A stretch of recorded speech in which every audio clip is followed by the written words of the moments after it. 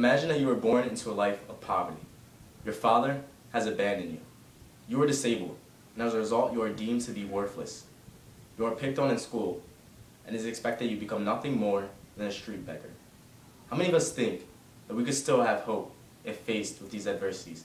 How many of us believe that we would be able to hold our heads up high, conquer these obstacles, and become something great? One man had this belief, and this man is Emmanuel Yeboah. Emmanuel Yeboah was born in Ghana in 1977 with a missing tibia. As a result, his foot dangled uselessly. The people of Ghana, being very superstitious, believed that his disability was a product of his mother sinning. His father was ashamed of his deformity and abandoned the family. Yeboah's mother, Comfort Yeboah, was encouraged by friends and family to do the same, and some even urged her to kill the baby. She, however, did neither. Instead, she nurtured Yeboah, and she told him that he could attend school and become a great man. Even so, life for Yeboah was filled with poverty. Yeboah and his mother lived in a tiny home that lacked plumbing and electricity. The very bed in which Yeboah slept on was the dirt-packed floor. Yet, despite his poverty, Yeboah still had access to free public education.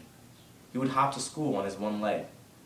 Schooling for Yeboah, however, was very harsh. Because of his disability, Yeboah was often picked on and excluded from sports. At the age of 13, Yeboah would drop out of school. He would get a job shining shoes in order to support his sick mother.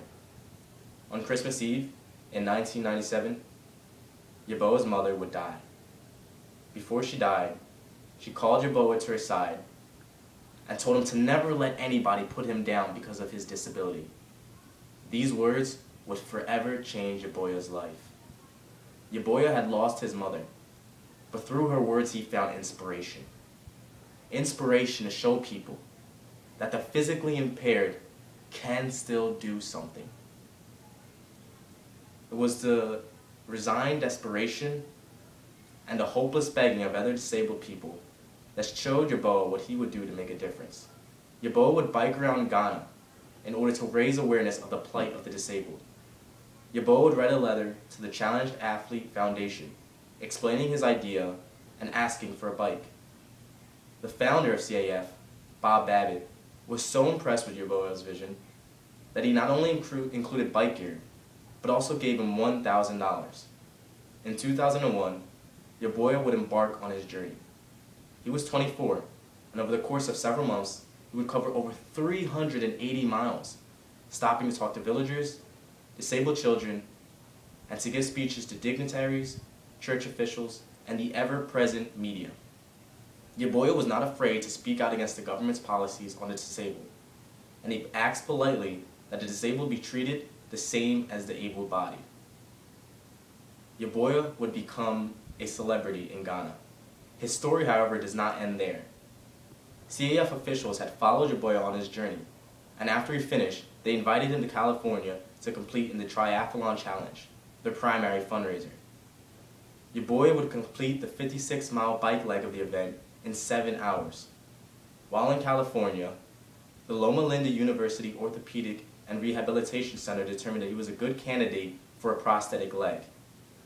And in 2003, they would perform the operation free of charge.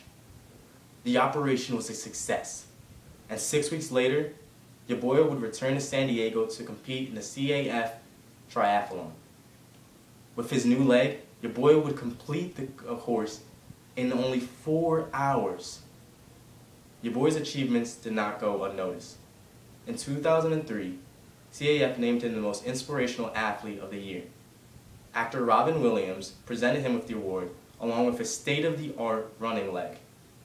From California, Yeboah would travel to Oregon and the Nike Corporation. There, he would be presented with the Casey Martin Award, an award given to an athlete who has overcome physical, mental, societal, or cultural challenges in order to excel in their sport. Along with the Nike Award came $25,000, which was matched by CAF, who gave Yeboah another $25,000. With this money, Yeboah used it to open the Emmanuel Education Foundation in Ghana, stating that his goal was to make sure that disabled children would receive education, proper medical care, and the opportunity to compete in sports whenever they wanted to. Yeboah has also committed to sponsor 15 students every year and has helped in the distribution of 100 of wheelchairs to his fellow countrymen. Yeboah stands as an inspiration for all people. Through his determination, he was able to conquer his physical impairment and encourage others to do the same. Yeboah teaches us that our background nor our characteristics dictate our course of our lives. If only we believe, then we can achieve.